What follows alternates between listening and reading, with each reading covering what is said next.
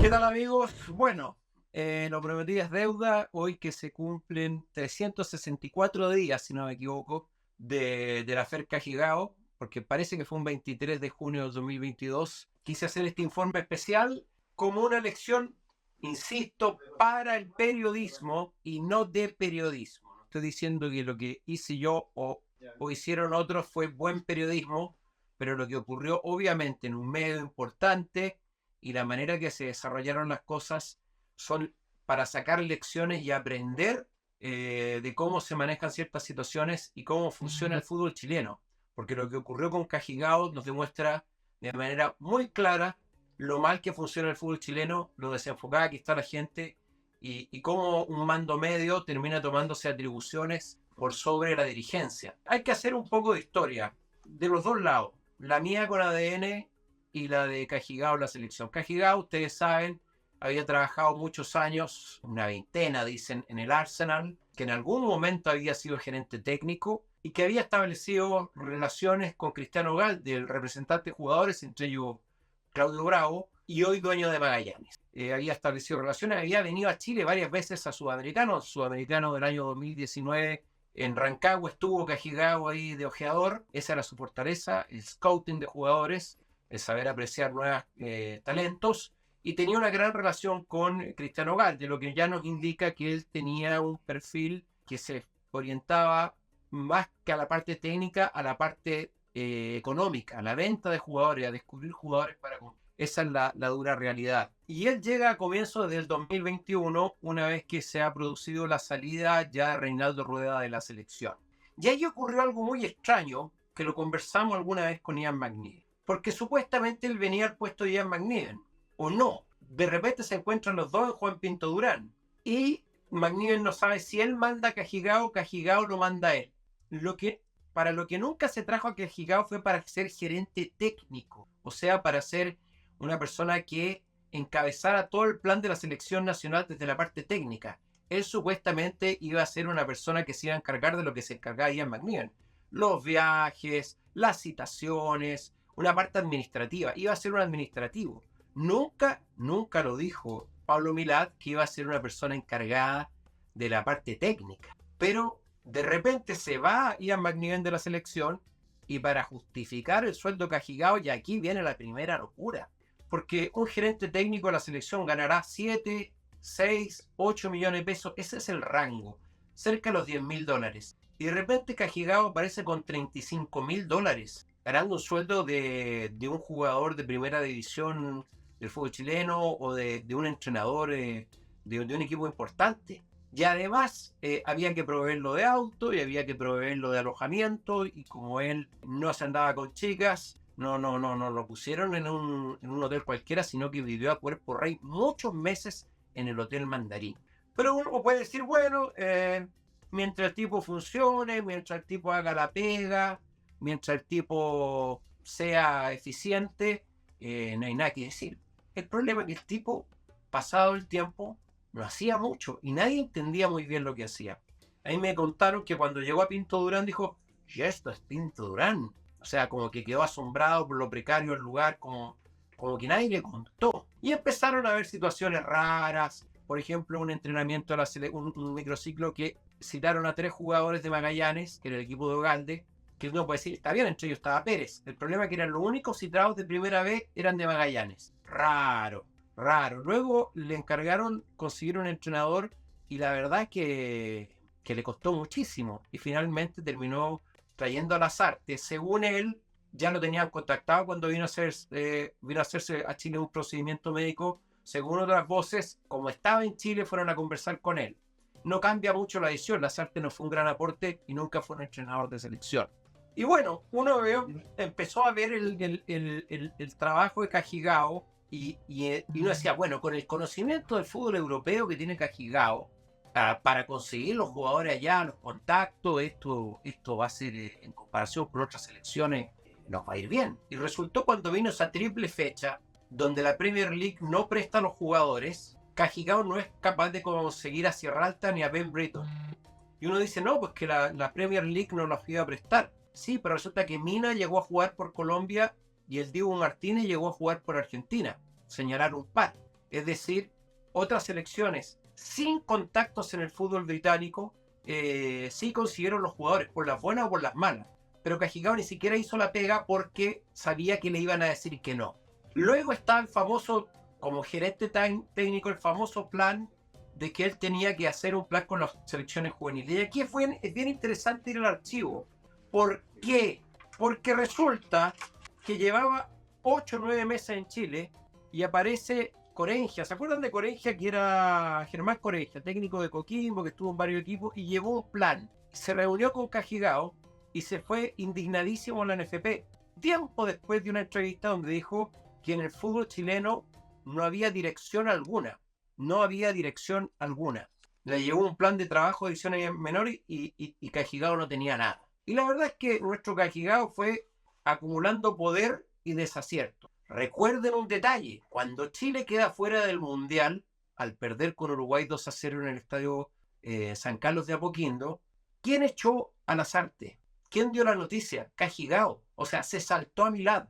Milad vio como lo forreaba a Kajigao, lo pasaba por arriba y una decisión y una comunicación que le correspondía al presidente de la NFP lo estaba dando este señor que supuestamente llegaba como gerente administrativo y hoy era como el dueño de las selecciones chilenas. Nadie entendía muy bien por qué. Y bueno, en todo ese tiempo yo fui escribiendo algunas columnas en La Tercera y también decían los tenores que me parecía que Kajigao no era productivo, que no funcionaba bien y que no se entendía muy bien cuál era su rol. Y él fue acumulando enemigos en todos lados. Ya voy a leer algunas cosas que me decían de adentro de la NFP que es importante que ustedes sepan. Y resulta que hubo un momento muy complicado para Kajigao, donde salieron varias columnas donde cuestionaban fuertemente su gestión. Y Kajigao, y estamos hablando en mayo del 2022, manda un comunicado, nuevamente forreándose a Pablo Milad, pasándolo por arriba, amenazando a la prensa, tratando de establecer una verdad absoluta. A ver si encuentro este comunicado porque fue realmente increíble. Ya lo voy a encontrar. Y en este comunicado, inconsulto, pasando por arriba de todos los estamentos de la NFP, Kajigao termina amenazando a la prensa. Esto fue el día 26 de mayo del 2022, comunicado a las elecciones nacionales. Él explicaba que, en fin, una serie de cosas, trataba de sostener su trabajo, explicar por qué había hecho ciertas nóminas, en fin, un largo comunicado tratando de justificar todo su trabajo. Yo ahí le escribí una columna dura en La Tercera que se llamaba El último gobernador de la Capitanía, haciendo un paralelo con Casimiro Marcó del Pont. Y esto enfureció a Kajigao, pero Kajigao me la tenía prometida de antes. Y Kajigao tenía locos a todos en la NFP y tenía locos a todos en Pinto Durán. Le voy a leer lo que me decía una persona que trabajaba dentro de la NFP. Está delirante. Este weón se cree sultán. Es una vergüenza. Yo no lo hubiese aguantado jamás. He estado peleando con este hombre. No aguanta crítica alguna. Gritos, amenazas constantes, dice. El problema es que cree que los medios tienen que decir lo que él plantea y no lo pueden cuestionar. Es un idiota. Esto me lo decían de adentro de la NFP. Si algún día alguien me lleva a juicio, aquí tengo los WhatsApp. No estoy diciendo que me los mandó, solo le estoy diciendo lo que me decían de adentro de la NFP. ¿Ah? Cree que los medios tienen que decir lo que él plantea y no lo pueden cuestionar. Es un idiota. Eso decían. Bueno, mientras tanto, Kajigao iba armando un grupo de amigos en los medios. Gente que le aplaudía todo, que le encontraba la razón en todo, que decían no, que este gallo va a ser un gran plan y qué sé yo. Cuando entra en recta final, porque su trabajo empieza a ser cuestionado, porque no había venido Britton a la triple fecha, porque no había un plan de selecciones menores, porque había traído a Lasarte, porque había habido indisciplina en la selección que fue a la Copa América. ¿Se acuerda la cosa del peluquero? Y Kajigao lo negó rotundamente y luego el mismo Lasarte lo confirmó. O sea, nosotros le tenemos un prontuario al señor. Yo sabía que él estaba caliente conmigo, había llamado a Danilo Díaz diciéndole que el Círculo de Periodistas Deportivos no podía aceptar que yo escribiera una columna así, qué sé yo. Pero ojo, las columnas, yo había visto una columna dura de Edgardo Marín en contra de él, otra más del Mercurio, le habían pegado en varias partes. Pero bueno, siempre hay que buscar un enemigo, hay que buscar un blanco. Y en este caso fui yo y no sería la primera vez. Mientras tanto, claro, en algunos medios lo corneteaban, no, que Francis para arriba, Francis. Antes de ese programa del 23 de junio, yo tengo una gran discusión al aire con Luca Tubor sobre Cajigao, donde expongo todos los problemas que él tenido. Y él decía, no, si va a hacer cosas buenas, va a hacer cosas buenas, tiene un plan, va a hacer cosas buenas, tiene un plan. Y la verdad es que en ese momento no le di importancia. Dije, bueno, este gallo igual en el fútbol hay un sector de gente de los medios de comunicación que se llama el Club de Toby, que andan rondando por la selección, amigos de Felice, y hay un lote ahí grande, muy reconocible. Pues bueno, Luca es amigo de esa gente, no constante, pero bueno, hay un grupo ahí que le compraba todo, que se juntaba con Cajigao, eso lo supe después, yo no sabía, que se juntaban a tomar café, que Cajigao le molinaba la perdiz porque era un tipo muy elocuente, sabía mucho de fútbol, evidentemente, trabajó muchos años en el Arsenal, pero en Chile se estaba rascando las pelotas a 4 manos. Y llegó el famoso día, y aquí hay que detenernos. La entrevista. Va a venir Cajigao, me dicen. Ok, yo sabía que podía ser una entrevista picante, que podía ser que se iba a enojar, pero me insistían mucho que tenía que estar yo. Yo, como iba todos los días, iba a estar. No había posibilidad alguna que yo no estuviera, o sea, a la radio de lunes a viernes, pero se me insistía que yo iba a estar, que yo tenía que estar. Ok, yo voy a estar, siempre voy, iba todos los días, salvo que estuviera enfermo, tuviera alguna cosa que no extra, pero siempre iba. Pedí una cosa nomás, una cosa, que estuviera Danilo en esa entrevista. ¿Por qué? Porque yo sabía que si me agarraba con Cajigao, como yo me agarro, me caliento, Danilo, que es más cabeza fría, iba a poder, porque Danilo también tenía varias cosas, iba a poder bandejearme o por lo menos iba a tirar los datos, iba a poder contrastar. Ok, llego a la entrevista y lo que ustedes vieron, me encuentro que se le habían hecho una serie de concesiones, que le había hecho una serie de exigencias que yo no sabía, que iba a tener 10 minutos para hablar, donde larga una diatriba en mi contra citando todas mis columnas a La Tercera. Y yo no le podía replicar porque además en ese momento yo tenía un computador que estaba malo. Mi computadora al frente estaba malo, tenía que buscar en el teléfono. Entonces empieza a decir una serie de cosas. Recuerden que nosotros veníamos complicados con el tema de los árbitros, el tema de los árbitros, que ya vieron lo que pasó con Tobar. El tema de los árbitros, ya vamos a hablar de esa historia. Entonces había varios que me querían dar y se aprovecharon de Cajigao y eso lo descubrí después. Ya les voy a contar cómo fui descubriendo cada pieza de esta historia. Y ya, y me empieza a dar, yo me empiezo a calentar, di vuelta, me dice mentiroso, lo trato de chanta. Cuando yo me tranquilizo, le digo, desde que usted llegó, ¿Chile mejoró o empeoró? Me dijo, es una buena pregunta, no sé. ¿Cuánto estaba Chile cuando usted llegó en la eliminatoria? Sexto. ¿Cómo está ahora? Séptimo. ¿Cómo terminó? Séptimo. Evidentemente Chile había empeorado, aunque sea un puesto, pero había empeorado. No significó nada. Pero bueno, en esa entrevista, Cajigao empieza a mentir de manera descarada. Dice que Juan Pinturón no había GPS, esos que se ponen los jugadores para entrenar, que no había listas de jugadores. Y ahí lamentablemente, una persona que yo le tengo mucho afecto, se me cayó, que fue Jan Bosellur. Porque Jan Bosellur había estado entrenando 2 años antes de Juan Pinto Durán con GPS. Entonces, ¿cómo que no había GPS? El mismo Jan Bosellur al lado tendría que haberle dicho, perdón, Francis, pero sí había GPS. Yo entrené con ellos con rueda. ¿Cómo que no había GPS? Bueno, termina la entrevista, yo quedo como el orto, como un tipo que se sacó. Me voy para mi casa, dije, la cagué, estuve pésimo, Tudor se fue sin despedir, yo me despedí de Cajigao, no me había dado cuenta que usaba peluquín, ahora anda pelado, ¿eh? O sea, bueno, eso habla mucho de una persona, que tenía un gato aquí, un quincho, un techo, y me fui. Y yo me fui muy caliente, estuve mal, pucha, nunca pensé esto, pero igual había algo que no me funcionaba en esta historia.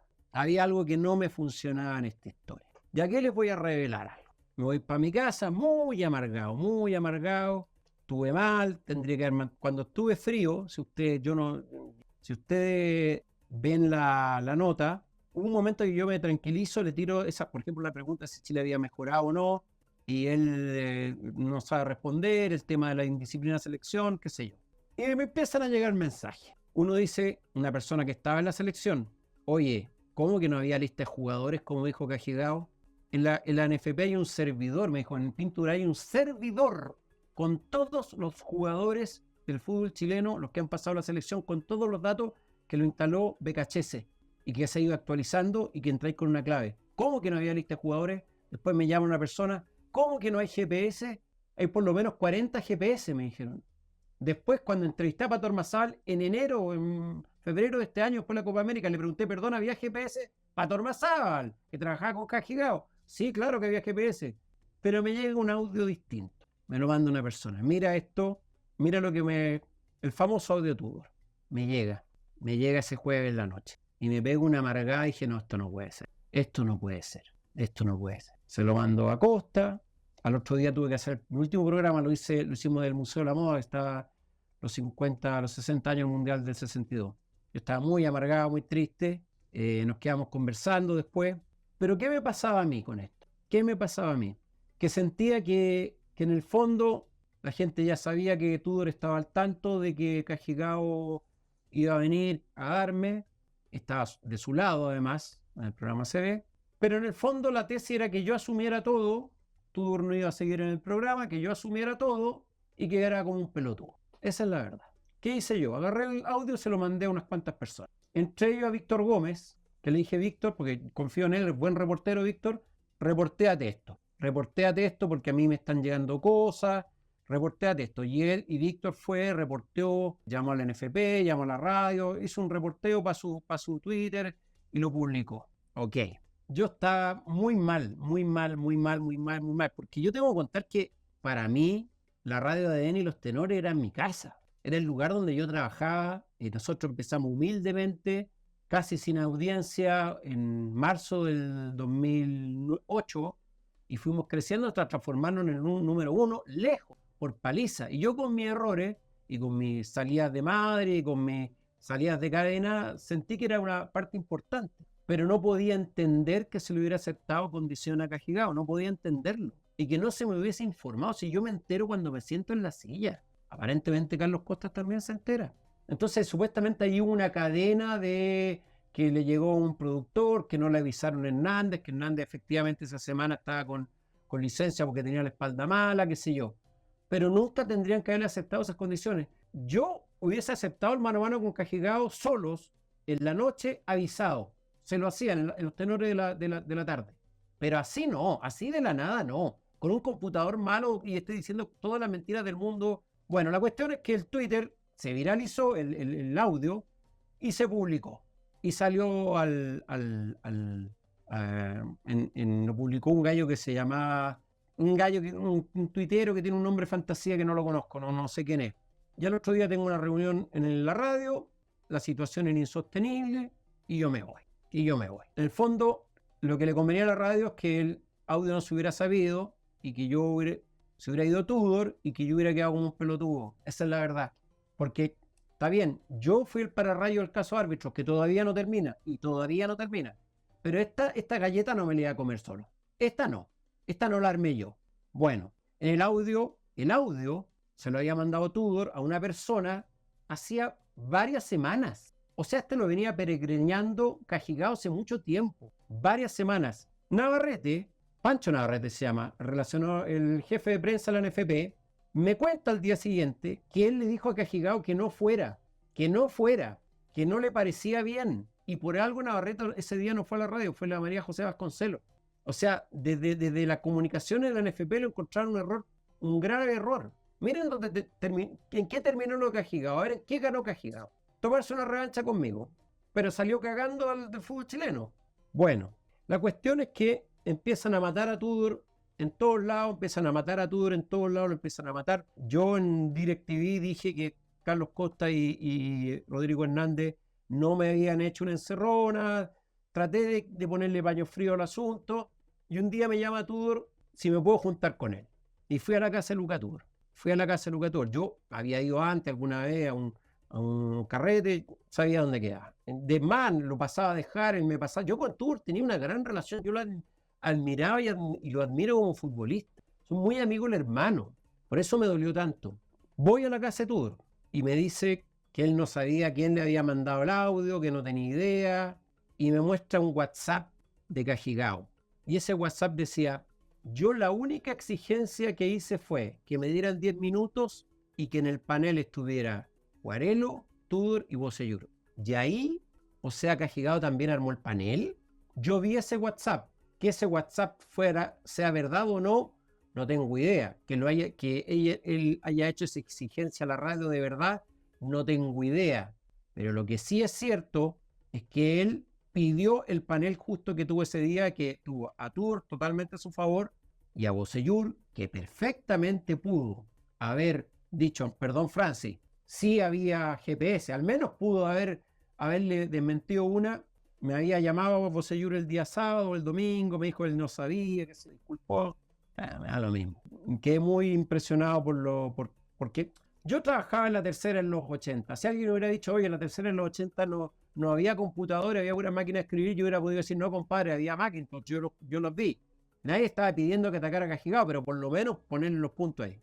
Después de esto, yo le ofrecí a Cajigao un mano a mano en DirecTV con todo, 1 hora de programa. 1 hora de programa. Nunca respondió. Nunca respondió. Sí me mandaba señales que si me iba a tomar un cafecito, no. Nunca respondió. Pero, para cerrar el círculo, tiempo después me encuentro con una entrevista en la tercera a Fernando Felicevich. Y cuando le preguntan por Cajigao, habla de Francis. Del gerente técnico de las selecciones chilenas habla de Francis. Y luego habla de que tiene una extraordinaria relación, que hablan constantemente. Y ahí ya me cerró todo el círculo y dije, esto ya, ¿cómo lo cocinaron estos compadres? Por eso, de repente, Cajigao de la nada me saca con que yo no tengo título de periodista. Tú no eres periodista, yo no entendía qué me estaba diciendo. O sea, el tipo venía cargadísimo, estuvo mucho tiempo recabando datos y qué sé yo. Ahora, yo les hago la pregunta a ustedes. Un gerente técnico de una selección chilena que maneja un plantel de millones de dólares, que tiene que estar a la constante búsqueda de nuevos talentos y de formación y de trabajo de selecciones, pierda o se gaste un mes en armar una venganza en mi contra. ¿Entienden por qué el fútbol chileno está como está? ¿En qué anda la cabeza? Pero además hay otro detalle. Ese día Cajigao andaba con una carpeta con su plan de divisiones inferiores. Adivina qué plan era. El de Germán Corengia. El de Germán Corengia, al que Corengia le había entregado 7 meses antes y que Cajigao se lo había tirado por la cabeza. El de Germán Corengia eso. Y Corengia se lo dijo a Mauricio Pinilla hace un tiempo, que son amigos de la época de Coquimbo. O sea, más encima andaba con un plan de divisiones inferiores choreado. ¿Por qué? Porque se le acababa el contrato y necesitaba mostrar algo. Y apareció con esta cuestión que le había presentado Corengia, que no le habían aceptado en su momento, que el mismo Corengia, googleen, busquen el archivo, había sacado cagando a Cajigao. Bueno, ¿qué consecuencias tuvo esto? Bueno, que yo dejé de trabajar en un lugar que ayudé a construir y perdí amigos. Lamentablemente y de seguro para siempre. Que el fútbol chileno se gastó 30 millones de pesos mensuales durante 2 años en una persona que no hizo absolutamente nada. Que no fue ni siquiera... ¿Se acuerdan el último partido de Chile con Polonia cuando no llegó Britton? Cuando hubo 4 versiones y Cajigao decía que iba a llegar. Ese era el nivel de eficiencia de este individuo. Fue un programa ESPN y lo aplaudieron. ¿Y por qué lo aplaudieron? ¿Qué había para aplaudirle? ¿Qué les ofreció? ¿Por qué eran tan amigos? ¿Desde cuándo no están amigos los gerentes técnicos? Yo me junté con Berizzo ahora en una reunión formal y bueno, saqué algunas conclusiones, pero yo no voy a aplaudir a Berizzo en un programa de televisión. ¿Qué clase de praxis es esa? Tiempo después me escribió Pablo Milán y me dijo que Cajigao era lo mejor, que nos tomáramos un café con Cajigao, qué sé yo, hasta en noviembre. ¿Para qué? Si Cajigao ya estaba afuera. ¿Por qué seguía tan embobado Pablo Milán con Francis Cajigao si lo único que había hecho era perder plata con él? Les pregunto ahora, ¿cuántas selecciones chilenas hay trabajando del famoso plan de Cajigao? Ninguna. No hay ninguna selección trabajando. ¿No era tan bueno el plan? ¿No te gastaste $1 millón en un tipo y 6 meses después no hay ninguna selección trabajando? ¿Qué plan dejó? Aparte de chorearle el plan a Corengia, ¿qué plan dejó? ¿Por qué él, que era tan locuaz, no aceptó un mano a mano conmigo como corresponde, solo los dos? No con laderos, yo con todos los antecedentes en la mano, porque yo ya sabía que yo le había pillado todas las mentiras. Hasta el último momento Milán trató de salvarle el culo. No entiendo por qué, para qué. ¿Qué manera de quemar plata el fútbol chileno en tontería? $1 millón salió Cajigao. ¿Qué ganamos con él? ¿Por qué había gente que lo defendía tanto? ¿Es cierto que él armó el panel ese día? Espero que sea mentira de él. Otra mentira, que se hayan engrupido a Tudor con eso. Espero que se haya engrupido a Tudor con eso. Es increíble que la NFP le haya aceptado todos sus berrinches. Y cuando yo le dije que maltrataba a los funcionarios de la NFP, y él me dijo, llama a un funcionario y pregúntale. Claro, como si un funcionario fuera a decir, sí, el jefe acá me trata mal, claro, para que lo echen al tiro. Pero ustedes ya saben que yo tenía los WhatsApp del interior de la NFP desequilibrados, gritos constantes y amenazas, me decían dentro de la NFP. Si yo tenía la fuente, una fuente irreprochable, pero no podía revelar la fuente, no podía hacerlo. Yo lamento esto porque desarmó un programa que sigue funcionando y que sigue funcionando bien. Me hizo pelearme con alguna gente para siempre, no pelearme, pero distanciarme, incluso diría pelearme en algunos casos, y descubrí la cara más triste de la organización del fútbol chileno. Cómo, por darse un gustito, una persona termina pasando por arriba de todas de todo el organigrama, de toda la organización. ¿Se acuerdan que Cajigao dijo que Ben Britton lo había traído a él? Y uno simplemente googlea y sale la mamá del gringo diciendo que lo había llamado Rueda. O sea, no solo mentía con la pelada, mentía con todo Cajigao. Nos metía el guañaño en el ojo constantemente, pero que se lo meta al hincha una cosa. Lo terrible es cuando se lo mete a los dirigentes. O sea, ¿cómo puede ser que un gerente técnico esté 2 años rascándose las pelotas, que no sea capaz de traer los jugadores de Europa, que tenga que chorearse un plan, que maltrate a todo el mundo y más encima Milán le quería renovar contrato y no tenía un peso partido por la mitad? Es que no se puede entender, viejo. No se puede entender. Hay una cosa que, porque yo quiero creer que Costa se enteró, como yo en el estudio, y que Hernández había estado mal con la espalda. Pero me molestó profundamente que esa vez que Costa habló el lunes en la radio, dijera que no se acepta que se maltrate a un invitado. El día que a él llegue un tipo y le hable 10 minutos atacándolo, con libertad e impunidad, me dice cómo reacciona. Ahí me dice cómo hay que reaccionar. El único que me interpretó bien esa vez fue Pancho Muat, que dijo exactamente lo que yo pensaba. Y me quedo con lo de Pancho Muat. Y de hecho Pancho ya lo sigue en la radio, me parece que tomó un ritmo el programa, con una ruta del programa con gente con tipos de, no sé, una visión de las cosas que no se condice con cómo entiende Pancho el periodismo deportivo o cómo entendíamos los tenores, cómo eran los tenores. Yo lamento mucho haber perdido la amistad de Rodrigo Hernández, que era amigo mío desde el año 93, y de Costa desde esa misma época, que tengo mucho cariño a Carlos, mucho. Pero de repente hay que solidarizar y comer todo del mismo plato.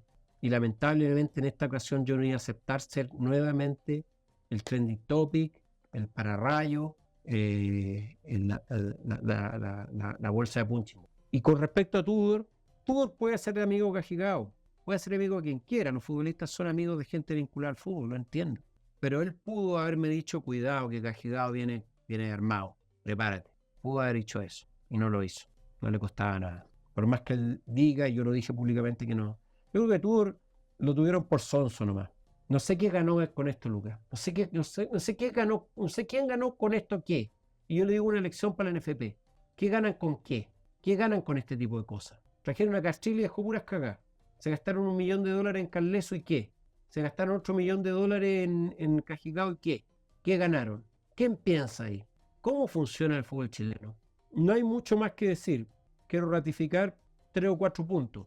Esto lo venía trabajando Cajigao hace mucho tiempo y se asesoró con futbolistas, con dirigentes y con empresarios del fútbol. La gente de la NFP de prensa le dijo que no viniera, que no lo hiciera y no les hizo caso. Pablo Milad dejó hacer y deshacer, demostrando una extrema debilidad de liderazgo. Extrema debilidad de liderazgo. Cajigao nos mintió siempre y mintió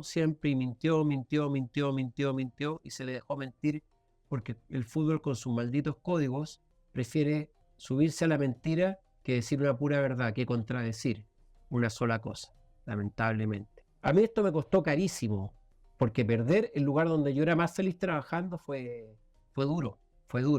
Perder amistades fue duro. A ver si la NFP entiende alguna vez que no basta con que alguien hable bonito para traerlo a dirigir un proceso y que sean transparentes. Si lo trae un empresario del fútbol, o sea, primero, no puede ser que un empresario te esté poniendo al gerente técnico, porque después nadie impide que arme la selección a su gusto. ¿Se acuerda que cuando se fue Francis, cuántos jugadores publicaron algo? Chao Francis, grande, nunca te olvidaremos.